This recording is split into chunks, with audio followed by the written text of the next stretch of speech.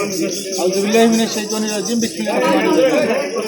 আজকের এই ঈদ উপহার বিতরণ অনুষ্ঠানে সম্মানিত আমাদের সভাপতি, এই চন্দ্রশেখরদ্বীপ গ্রামের কৃতি সন্তান বিশিষ্ট আলেমে দ্বীন জনাব হযরত মাওলানা শাহ আলম মাসুদ ভাই উপস্থিত আছেন। চন্দ্রশেখরদ্বীপ গ্রামের আরেক কৃতি সন্তান আমাদের মামুনুর রশিদ ভাই সহ আমাদের আরিফ ভাই আছেন। চন্দ্রশেখরদ্বীপ গ্রামের বিশিষ্ট ব্যবসায়ী ও দানবীর উপস্থিত আছেন। আমাদের জামাত ইসলামের সম্মানিত মেজবাউদ্দিন মিয়াজি ভাই সহ যারা কষ্ট করে আসছেন।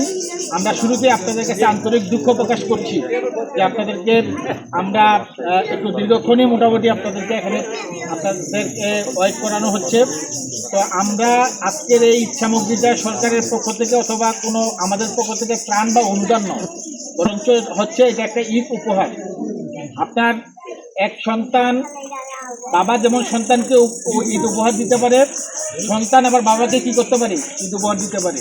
মা যেমন তার সন্তানকে ঈদ উপহার দিতে পারে, সন্তানও বাবার মাকে কি করতে পারে, ঈদ উপহার দিতে পারে। ভাই বোনকে দিতে পারে, বোন ভাইকে দেয়। সে আলোকে মূলত আমাদের আজকের এই ক্ষুদ্র আয়োজন।